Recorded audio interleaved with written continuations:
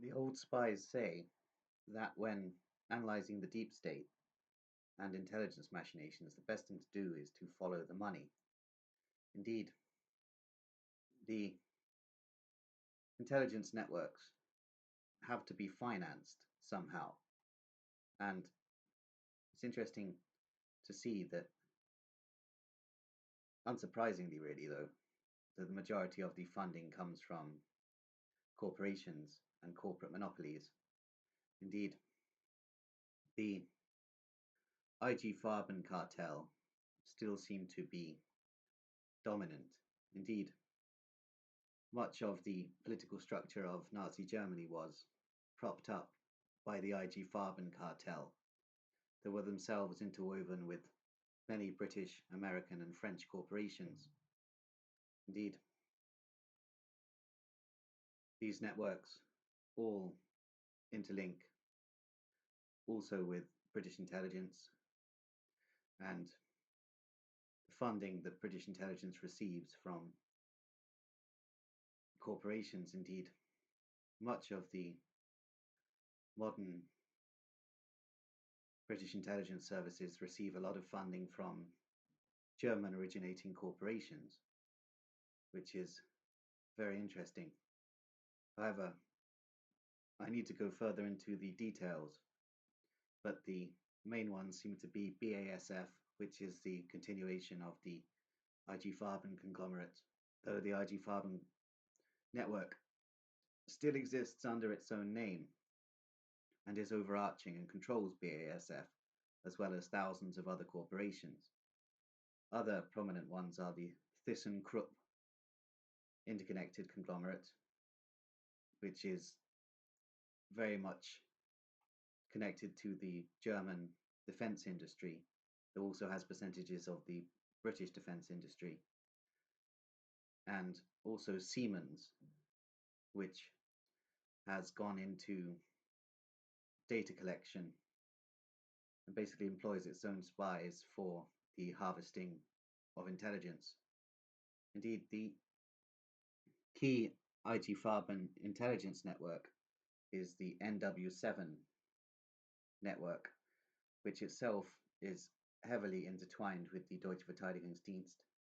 Indeed, most of the time the NW7 network is basically indistinguishable from the Deutsche Verteidigungsdienst, with the networks interconnecting and basically working to achieve the same goal. Indeed, corporatism is directly tied to technocracy, and technocracy would not be possible without corporatism. Indeed, this is merely the new face of fascism, the new face of National Socialism is corporate technocracy. And this is the system that is being implemented in the Western countries by networks connected to the Deutsche Verteidigungsdienst, who seem to have a monopoly through networks such as NW7, who seem to have a monopoly over the cryptocracy. However, as I've stated, these intelligence agencies need funding. Though the Deutsche Verteidigungsdienst is financially independent due to the blackmail operations and the prostitution of minors and the creation of illicit pornography and the distribution of narcotics throughout the world. Indeed, Deutsche Verteidigungsdienst is basically financially independent and operates itself as a corporate asset, though through shell companies and untraceable bank accounts. Indeed, British intelligence operates in a very similar way, though, as I've stated, above a certain level of security clearance, the British intelligence networks are the Deutsche Verteidigungsdienst. Indeed, it seems that the Nazi networks are now the world controllers, and the whole political dialectic with the attempt to shift the balance of power from the United States to China is merely a part of this dialectic and is being coordinated by networks of the Deutsche Verteidigungsdienst and NW7, basically. Indeed, these networks are overarching and coordinate the majority of the activities of British, American, and French intelligence also, as well as Russian. However, within the intelligence agencies themselves, there are different factions feuding with one another and competing and in rivalry, though at times working together. So it's all a rather confusing mess. Indeed, there are genuine people within the intelligence structures who do not agree with the Nazification agenda, but due to the nature of secrecy are forced to go along with the agenda. And this is true in all of the NATO intelligence structures and the Russian intelligence structures. Indeed, however, the nefarious figures are more numerous than the genuine figures within the intelligence services. Indeed, it seems that the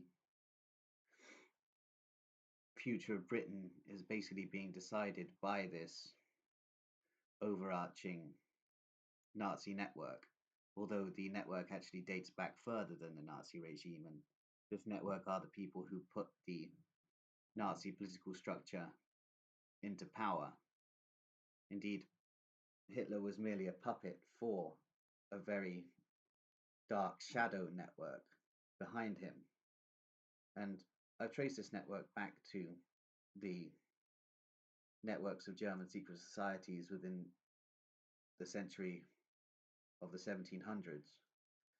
And the Deutsche Verteidigungsdienst are either a continuation of the Bavarian Illuminati or use the Bavarian Illuminati networks of Illuminized Masonic lodges as fronts for their activities. Indeed, although Masonic lodges are effectively interconnecting intelligence cells, one has to remember the overwhelming power of individual interests, and it's probably better to start analyzing the individuals and their connected networks rather than the Freemasons as an overarching body. Indeed, everybody has their own interests within the Masonic lodges, and they have their own networks of intelligence operatives. So everything is factional. Indeed, corporations are in competition with each other, although it may seem that there is an overarching corporate conspiracy. They are in competition with one another and spy on one another and assassinate one another, the figures within these corporations. And intelligence operatives are contracted for the assassination by corporations of rival corporate assets. And this is an ongoing state of affairs. Indeed, the corporations are now more powerful than the nation state. So the majority, for instance, of British intelligence agents are not serving the UK government. They are serving the corporations that contract them. Indeed, much of the activities of British intelligence are coordinated by corporations anyway. Indeed, we're entering a very strange time where the nation state is basically an entity of the past.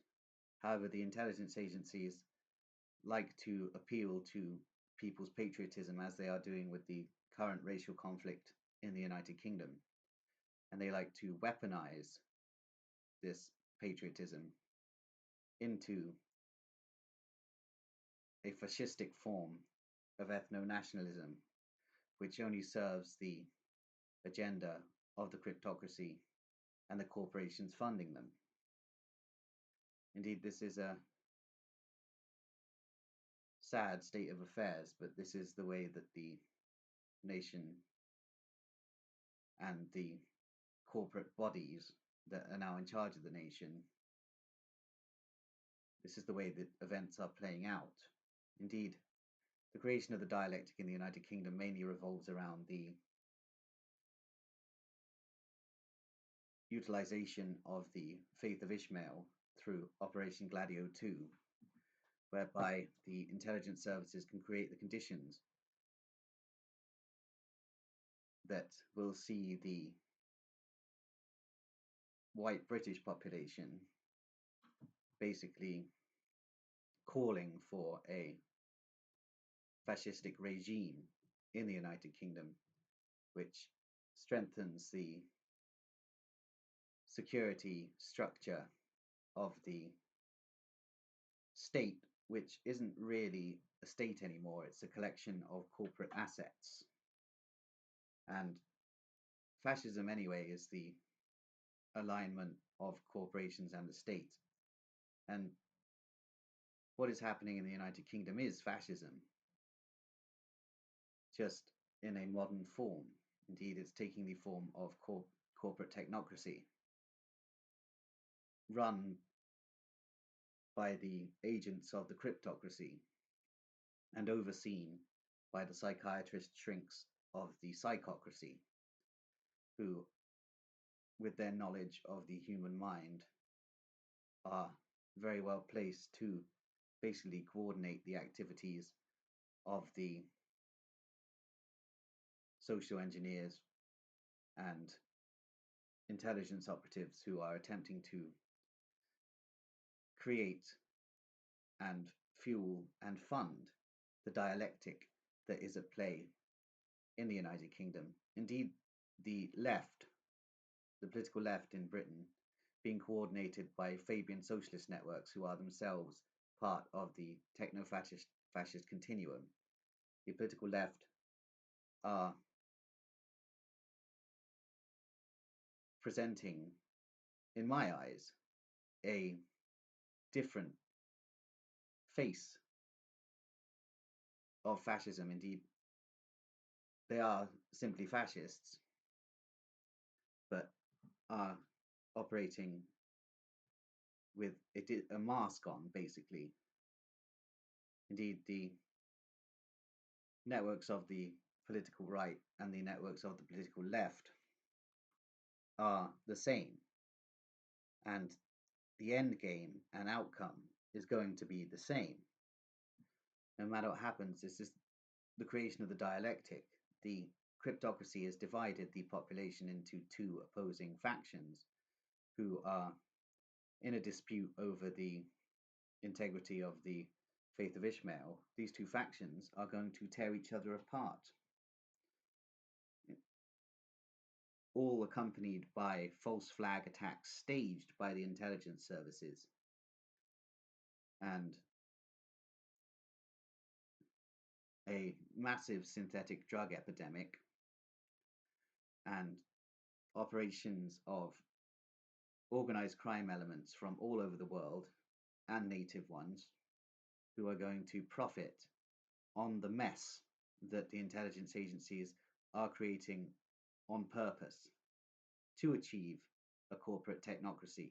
Indeed, the intelligence services are autonomous to an extent, but they receive much of their funding from corporations. So there is an element of a corporate agenda in the activities of the intelligence agencies. But they also act in their own benefit also. So there's a convergence of interests here.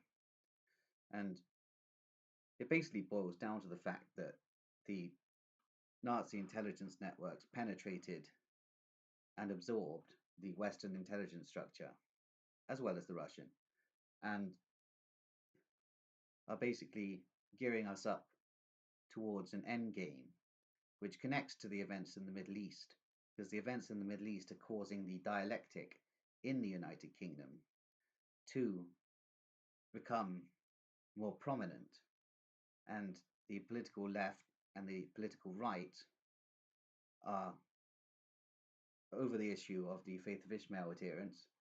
These networks are getting ready to tear each other apart, and the hybrid UK civil war conflagration seems to be coming soon, perhaps in 2026. I'm going to leave it there.